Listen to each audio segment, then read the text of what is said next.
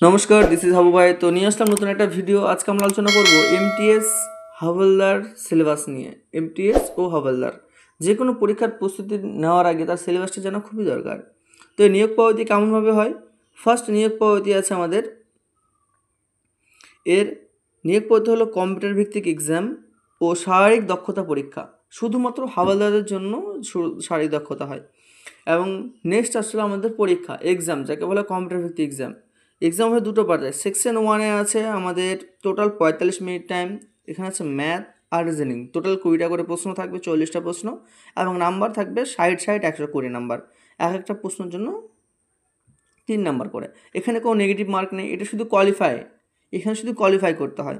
এবং তোমাদের score card তৈরি হবে জেনারেল অ্যাওয়ারনেস আর ইংলিশ নিয়ে, যেটা হলো তোমার জিকে আর ইংলিশ নিয়ে। এটা থাকবে 25 করে 50টা কোশ্চেন, আর এখানে থাকবে 150 নাম্বার, এক একটার জন্য 3 নাম্বার করে।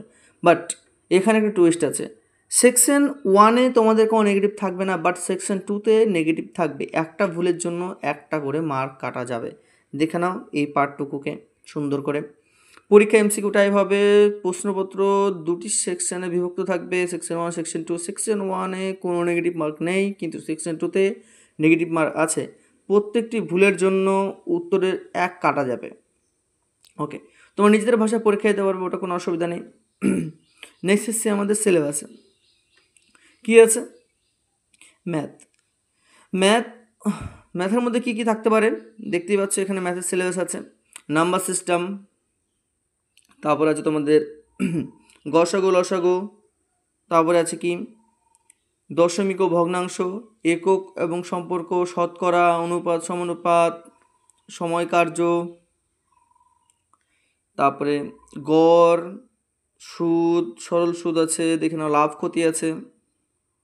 ওকে, তারপর আরও কি আছে? সময় দূরত্ব, বর্গমূল, ঘনমূল, তারপরে গ্রাফিক্স ও ডাটা, ওটা আলাদা পার্টে পড়ছে।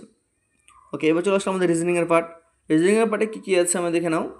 রিজনিংয়ের পার্টে আছে সংখ্যা পদ্ধতি, বর্ণশ্রেণী, সাংকেতিকরণ ও অসাংকেতিকরণ, সাদৃশ্য, তারপর আছে দিক নির্ণয়, সমস্যা এবং সমাধান বিশ্লেষণ, বয়স গড়, ক্যালেন্ডার ও ঘড়ি, প্রতিবিম্ব, চিত্র দল গঠন, জ্যামিতিক চিত্র।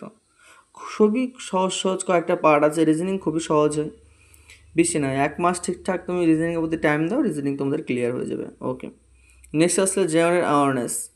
এখানে জিকে থেকে কী কী পার্ট আসে আমাদের? জিকে থেকে পার্ট আসার মতো আছে সোশ্যাল মিডিয়া স্ট্র্যাটেজি, যেমন ইতিহাস, ভূগোল, শিল্প, সংস্কৃতি, অর্থনীতি, এগুলো থেকে আসে প্রচুর। আর জেনারেল সায়েন্স থেকে কী কী আসে আমাদের? পুরো 10ম শ্রেণী পর্যন্ত যেগুলো আমরা পড়েছি। দেখো, প্রত্যেকটা চাকরি মোটামুটি 10ম শ্রেণী পর্যন্তই নেয়। যে 10ম শ্রেণী পর্যন্ত তুমি যেগুলো যেগুলো পড়েছো, যেমন ম্যাথ পড়েছো, জিকে পড়েছো, সায়েন্স পড়েছো, ওগুলোর মধ্যে কিন্তু তোমাদের প্রশ্নগুলো থাকে। ওকে, নেক্সট আছে আমাদের ইংলিশের পার্ট। ইংলিশের পার্টে কী আছে? ইংলিশের পার্টে আমরা দেখতে পাচ্ছি এখানে আছে আমাদের, এই যে ইংলিশের পার্টে এইটুকু আছে, ভোকাবুলারি আছে, গ্রামার আছে, সেন্টেন্স স্ট্রাকচার আছে, সিনোনিম, অ্যান্টোনিম, আর কম্প্রিহেনসিভ আছে। ওকে, এটা হলো ইংলিশের পার্ট। ইংলিশও খুব সোজা থাকে, কিন্তু একটু পড়তে হবে ভাই। ইংলিশ অনেকেরই খুব কঠিন ব্যাপার। ঠিক আছে, আমরা ধীরে ধীরে ইংলিশ নিয়ে আলোচনা করব। ওকে, নেক্সট আমরা আলোচনা করব যারা হাবলদার পদে অ্যাপ্লাই করেছো তাদের কি কি হবে। ওকে, দেখো, যারা হাবলদার পদে অ্যাপ্লাই করেছো, ওকে, ফার্স্ট দৌড় আছে। ওকে, কী আছে? দেখো, আমাদের দৌড় আছে। এখানে শারীরিক পরীক্ষা হবে। কী হবে? দৌড় হবে 15 মিনিটে 1600 মিটার। এটা হলো পুরুষদের জন্য। আর মহিলা যারা আছে ওরা 20 মিনিটে 1 কিমি যাবে। উচ্চতা কি থাকবে? পুরুষের উচ্চতা 157.5 সেমি, আর মহিলা 152 সেমি। এটা সবার ক্ষেত্রে।